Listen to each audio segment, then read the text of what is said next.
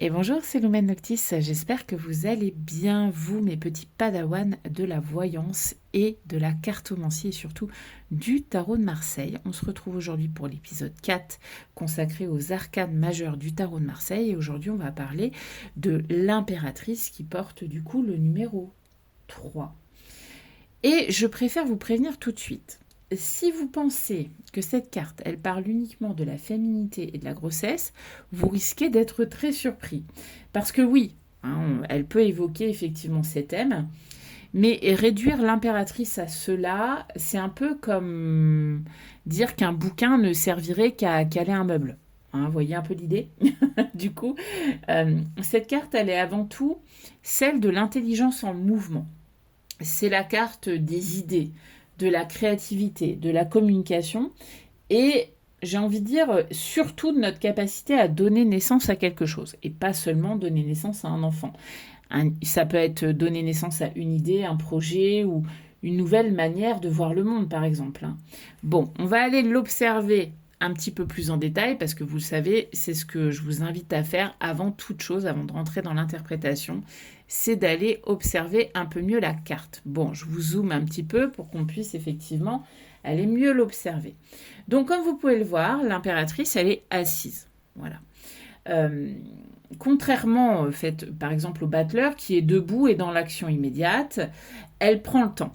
Elle réfléchit. Elle ressemble un peu effectivement à la carte qu'on a vue précédemment, à la papesse, dans cette posture en tout cas. Elle est en train de réfléchir. Elle court pas dans tous les sens et sa posture, elle inspire plutôt une certaine stabilité.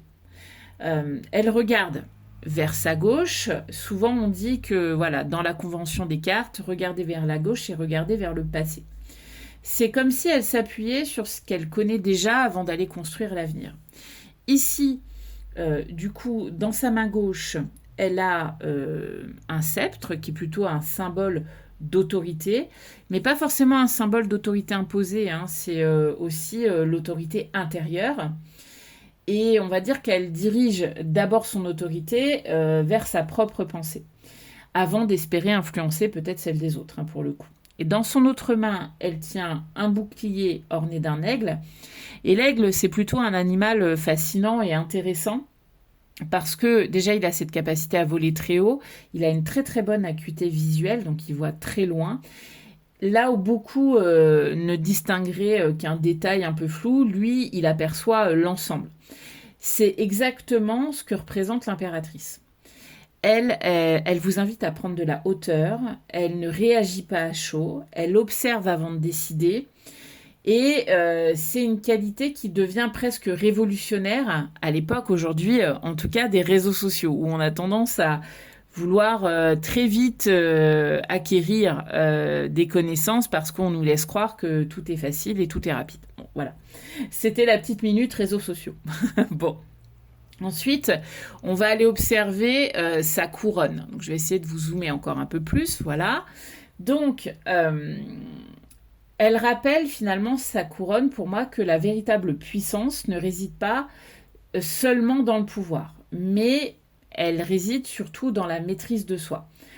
On peut être très intelligent dans la vie, on peut être quelqu'un doté d'un QI énorme et aussi prendre de très très mauvaises décisions dans la vie.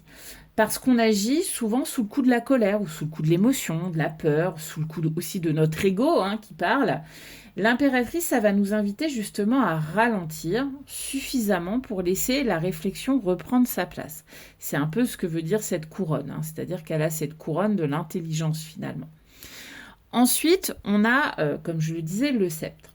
Son sceptre, il est dirigé, comme tu le vois, vers le haut. Il relie symboliquement les idées à leur réalisation. Mais contrairement au battleur qui expérimente, elle, l'impératrice, elle organise plutôt. Elle met de l'ordre, quoi. Elle structure les choses. Elle va te donner une direction. Une idée brillante, finalement, elle vaut pas grand-chose si elle reste écrite dans un carnet. L'impératrice, elle transforme l'inspiration en projet. Elle va dans le concret. Ensuite, on a effectivement ce bouclier ici avec cet aigle. Alors, Souvent, on voit simplement un bel emblème. Ça, je l'ai déjà entendu. Pourtant, ce bouclier, il raconte déjà une histoire à lui tout seul. L'aigle, il est réputé pour, comme je le disais, son acuité visuelle exceptionnelle. Il ne se précipite jamais, lui. Il observe et puis il agit au bon moment. Voilà peut-être le plus beau conseil de cette carte. Toutes les batailles, finalement, elles ne méritent pas d'être livrées. Et toutes les provocations que vous recevez ne méritent pas forcément une réponse. Bon, on va aller observer la symbolique de ce numéro 3. Donc, le 3 symbolise souvent l'expression. Ce chiffre, il symbolise aussi la créativité, le développement. Par exemple, le battleur, il représente le potentiel, ça on l'avait dit, la papesse, la connaissance intérieure. L'impératrice, elle représente la première création concrète. L'idée sort enfin de notre tête, elle devient visible. Le 3, c'est aussi, en plus, j'allais dire, le chiffre du mouvement. Il y a quelque chose là qui commence à réellement exister et à entrer effectivement en mouvement. Donc, l'impératrice, on va aller parler de sa lumière, donc de ce qui constitue son interprétation, par exemple, quand elle est à l'endroit, hein, donc dans cette position-là. L'impératrice, elle est brillante, elle est curieuse, elle est créative, elle est éloquente. Elle apprend facilement, elle transmet aussi ce qu'elle sait. Elle adore comprendre des choses, les décortiquer. Elle possède souvent un vrai talent pour expliquer des sujets complexes avec des mots finalement très simples. Elle a un grand sens de l'écoute, elle sait aussi argumenter, elle sait écrire, imaginer, construire. C'est une excellente communicante, mais surtout, elle ne confond pas avoir une opinion et détenir la vérité. Voilà, elle ne confond pas opinion et vérité. Elle est capable de changer d'avis lorsqu'on lui apporte de meilleurs arguments. Et ça, c'est une immense qualité et c'est une grande preuve d'intelligence. Dans son ombre, voilà, comme chaque arcane, elle possède une phase un peu plus délicate. En fait, finalement, on vient nous dire ici que l'intelligence, attention, ça peut aussi devenir une arrogance. Le savoir peut devenir un peu de mépris par rapport aux autres. La créativité peut devenir aussi de la dispersion et la communication peut devenir de la manipulation. L'impératrice peut parfois vouloir avoir raison à tout prix. Elle peut utiliser les mots pour convaincre plutôt que pour comprendre. Voilà, et elle peut aussi tomber dans ce qu'on appelle aujourd'hui la paralysie de l'analyse. C'est-à-dire qu'elle réfléchit tellement qu'elle ne passe jamais à l'action finalement. Et à force d'attendre le projet parfait, on finit parfois par ne jamais commencer quoi que ce soit, et rester un peu dans l'immobilisme. En tirage, du coup, alors je vous dirais que en termes de développement personnel, elle invite souvent à développer son idée, à apprendre, à écrire, à communiquer, à créer. Sur le plan sentimental, voilà, vous savez, ça c'est les questions qui reviennent le plus. L'impératrice, elle va symboliser et elle va favoriser le dialogue, la complicité, mais sur le plan intellectuel surtout, et la séduction, par l'intelligence, par les mots. Pour ce qui est du travail, pour ce qui est du professionnel, elle parle plutôt de projets créatifs. Elle parle aussi pas mal d'enseignement, de formation, de communication. Elle parle aussi de tout ce qui est de l'ordre de l'écrit, donc la rédaction notamment. Elle peut aussi parler d'entrepreneuriat, mais surtout, elle pose toujours une question essentielle pour moi. C'est finalement, est-ce que vous êtes en train d'utiliser votre intelligence pour construire ou simplement pour avoir raison? Voilà, en résumé, c'est plutôt ça. Bon, le message de l'impératrice, si on devait interpréter un seul message ou si on devait l'interpréter basiquement, je dirais que la phrase qui pourrait résumer ça, c'est « Une bonne idée ne change jamais le monde tant qu'elle reste enfermée dans ta tête ». Finalement, la créativité, c'est pas un don réservé à quelques élus, c'est un muscle. C'est un muscle qu'on travaille.